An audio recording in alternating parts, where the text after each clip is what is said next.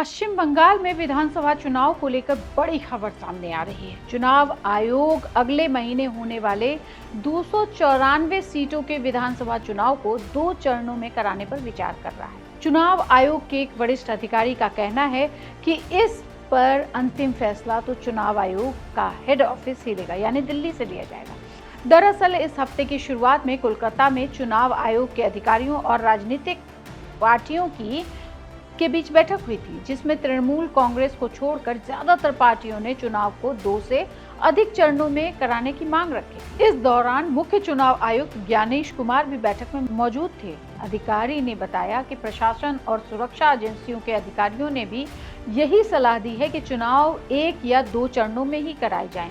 उन्होंने बताया कि अगर चुनाव 2 चरणों में होते हैं तो चुनाव के दौरान होने वाली हिंसा, जो बंगाल का इतिहास रहा है, को रोकने में मदद मिल सकती है, क्योंकि ऐसा होने पर उपद्रवी तत्वों को एक जगह से दूसरी जगह जाकर गड़बड़ी फैलाने का समय नहीं मिलेगा। जब अधिकारी से पूछा गया कि क्या चुनाव एक ही चरण में भी हो सकते हैं, तो उन्होंने कहा तकनीकी तौर पर यह संभव है, लेकिन इस बार इसकी संभावना काफी कम नजर आ रही है। उन्होंने उदाहरण देते हुए बताया 2024 में महाराष्ट्र में हुए 288 सीटों के विधानसभा चुनाव एक ही चरण में कराया गया था, इसलिए यह नामुमकिन तो नहीं है, लेकिन पश्चिम बंगाल में कानून व्यवस्था को देखते हुए इस बार 2 चरणों में चुनाव कराए जाने की संभावना है और जोर भी दिया जा रहा है। पॉलिटिकल पार्टीज ऐसा कह रही हैं। चुनाव आयोग के लिए सबसे बड़ी चिंता चुनाव के दौरान कानून व्यवस्था को बनाए रखना होता है। हालांकि पश्चिम बंगाल के सरकार के वरिष्ठ अधिकारियों ने आयोग को भरोसा दिलाया है कि चुनाव से पहले और बाद के समय में कड़ी निगरानी रखी जाएगी और सुरक्षा के पुख्ता इंतजाम होंगे।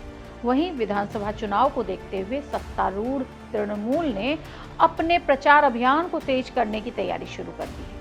पार्टी अगले सप्ताह से पूरे राज्य में बड़े पैमाने पर जनसंपर्क प्रचार अभियान शुरू करने जा रही है। टीएमसी ने अपने पक्ष को मजबूती से रखने के लिए लगभग 40 नेताओं की एक विशेष टीम तैयार की है, जिसे स्पेशल 40 का नाम दिया गया। ये नेता राज्य स्तर पर पार्टी के वक्ता के रूप में सक्रिय होंगे और विभिन्न मुद्दों पर पार्टी का पक्ष रखेंगे। इसके अलावा प्रत्येक जिले में भी 2 या 4 स्थानीय वक्ताओं की नियुक्ति की जाएगी।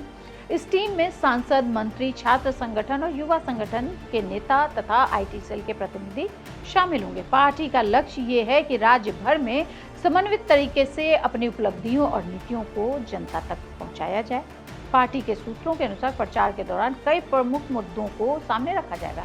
इसमें केंद्र सरकार को घेरने की बात की जा रही है। मनरेगा, आवास योजनाओं के लिए भी पर्याप्त धन नहीं देने का आरोप, राज्य सरकार की सामाजिक योजनाओं जैसे लक्ष्मी भंडार और युवा साथी का प्रचार तथा मतदाताओं के अधिकारों की रक्षा के लिए पार्टी नेतृत्व द्वारा उठाए गए कदम शामिल हैं। सूत्रों ने यह भी बताया है कि चुनाव की घोषणा होते ही तृणमूल कांग्रेस उम्मीदवारों की सूची जारी कर सकती है, जिसके बाद पार्टी पूरे दमखम के साथ चुनावी मैदान में उतर जाएगी।